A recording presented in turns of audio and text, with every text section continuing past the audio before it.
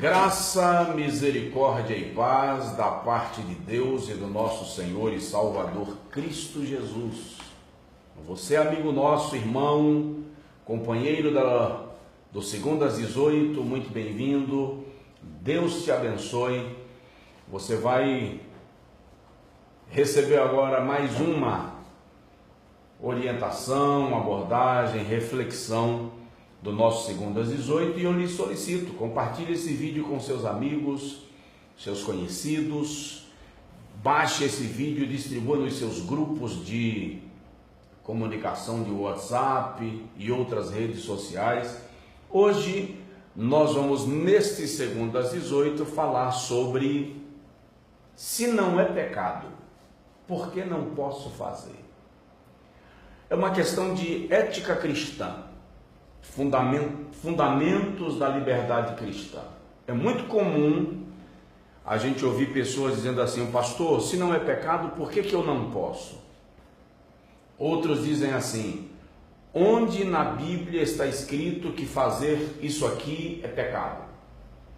E os mais afoitos, os mais convictos em si mesmos, ou por que não dizer os mais ensimesmados, desafiam, me prove na Bíblia que isso aqui é pecado. Bom, nesse Segundo às 18 eu quero conversar com você não do ponto de vista do provar que é pecado, até porque aqui não é um ponto de discussão doutrinária, é uma reflexão rápida sobre ética cristã, sobre liberdade cristã. E é interessante e é muito importante frisar que ética é o conjunto de normas, de regras, de regulamentações que regem a vida de um povo e a conduta de um indivíduo. Por exemplo, eu sou um brasileiro, se eu resolver ir embora para a Alemanha, para o Japão, para a China, eu não posso me guiar e me governar sob leis brasileiras. Eu tenho que me adequar ao território no qual eu passo a viver, sob o risco de sofrer sanções, penas graves. Você vai entender que a partir do momento que você se identifica com Cristo e com o cristianismo, existe um conjunto de normas que vão maestrar a sua conduta e a sua vida. E não dá para sair quebrando protocolos e fazendo a coisa de qualquer maneira. Então, é o que nós vamos estudar: se não é pecado, por que proibir? Paulo diz aos Coríntios, capítulo de número 6, versículo de número 12, assim: todas as coisas me são lícitas, mas nem todas as coisas me convêm. Todas as coisas me são lícitas, mas não me deixarei dominar por nenhuma delas. No versículo 13, ele usa um jargão de um partido religioso lá de Corinto, chamado de os libertinos, e os libertinos diziam que os alimentos são para o estômago, assim como o estômago é para os alimentos. Com isto, eles estavam usando de maneira meio grotesca o mesmo provérbio modernizado, utilizado hoje no contexto evangélico, de que é proibido proibir, tudo vale. Mas você precisa entender que a religiosidade é prejudicial tanto quanto a libertinagem o é.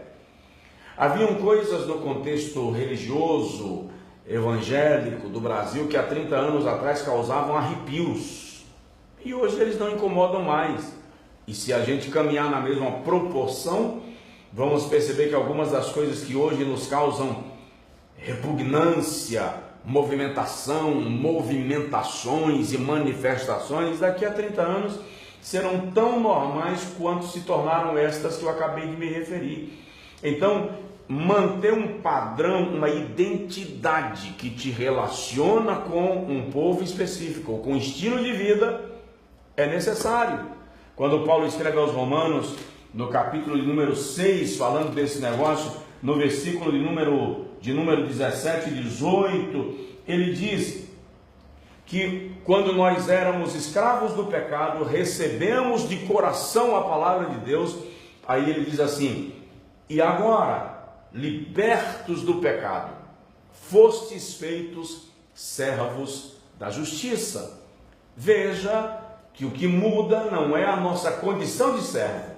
O que muda é o Senhor a quem nós servimos.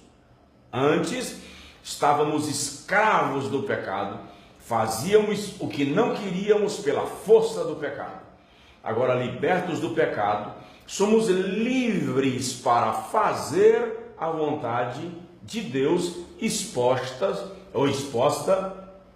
na sua palavra. Então vamos direto ao assunto. Se não é pecado, pastor Josué, por que eu não posso fazer? Primeiro, você precisa entender que algumas coisas não são necessariamente pecado ou pecaminosas, mas são inconvenientes, inoportunas. Em 1 Coríntios capítulo 7, versículo 35, Paulo, orientando aquela igreja, diz assim: eu estou falando isso a vocês não para vos forçar a nada, mas para que vocês possam servir a Deus sem qualquer impedimento. No capítulo 6, versículo 12, ele diz: todas as coisas me são lícitas, mas nem todas me convêm. Isso é ética cristã. Não é pecado, mas não é conveniente para alguém que se identifica com Cristo, com o cristianismo e com o seu evangelho. Segundo, há coisas que não são pecaminosas, mas são dominadoras, são controladoras. Você precisa entender que a partir do momento que você exige de mim que eu te prove que não é pecado, você abre um precedente para que eu exija de você que você me prove que é necessário. Se não é necessário, por que transformamos em cavalo de batalha? A sua liberdade deve ser primada, a liberdade de ser você em Cristo, sem a necessidade de violar a sua própria liberdade no Senhor.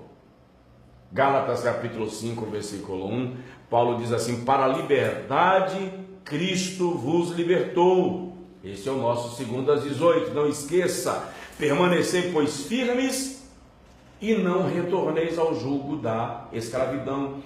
Então, se te domina, se te controla, se te escraviza, não é para você.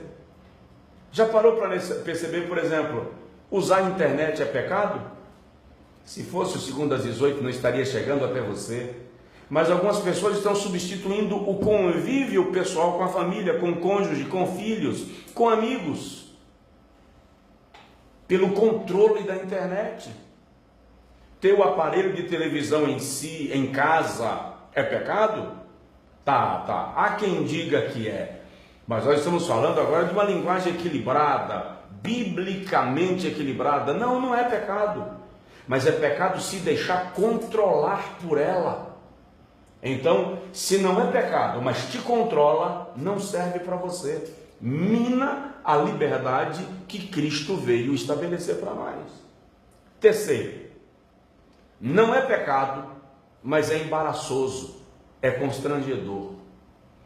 Alguém já disse: não faça às escondidas aquilo que você não poderia confessar publicamente. Ora, Paulo diz, aliás, o escritor da Epístola aos Hebreus diz no capítulo 12, versículo 1, me parece, que nós devemos deixar de lado todo o embaraço que tão de perto nos rodeia. Se te causa constrangimento, se embaraça você, se te expõe a uma situação menos honrosa do que você merece, não é pecado, tá? Mas é embaraçoso, é desonroso, portanto não é para você. Quando Paulo escreve aos irmãos, ao pastor Timóteo, parece que é a primeira carta, capítulo 2, versículo 9, ele começa a orientar que as mulheres se ataviem com traje decoroso, honesto, cheio de pudor. Paulo está falando de situações que não causem embaraço, que não causem constrangimento, que não causem desconforto. Então não é pecado, mas é embaraçoso.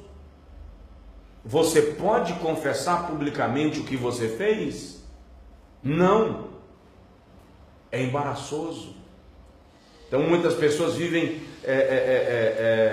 violando a sua própria liberdade em nome de um prazer que, no final das contas, não somou em nada. Vamos lá, 2:18, estamos concluindo o de hoje.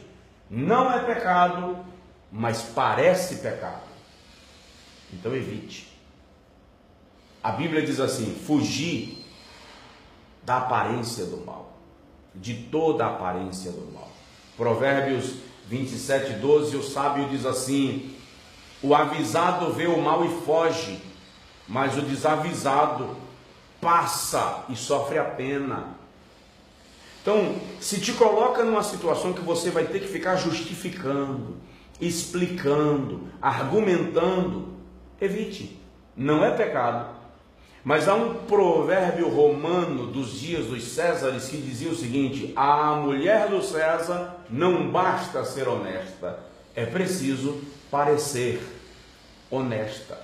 Embora as aparências enganem, nós também não vamos negar a essência com a ausência da aparência. Nós não valorizamos a essência sem a aparência. A aparência sem a essência não satisfaz, mas a essência se manifesta na aparência, e isso você não pode discutir e nem negar. 2:18, não é pecado, mas não é edificante. Um cristão não deveria fazer nada sem antes se perguntar até que ponto aquilo edifica a sua vida e a vida de alguém. Paulo diz aos Coríntios, também aos Coríntios, primeira carta, capítulo 10, todas as coisas me são lícitas, mas nem todas me edificam.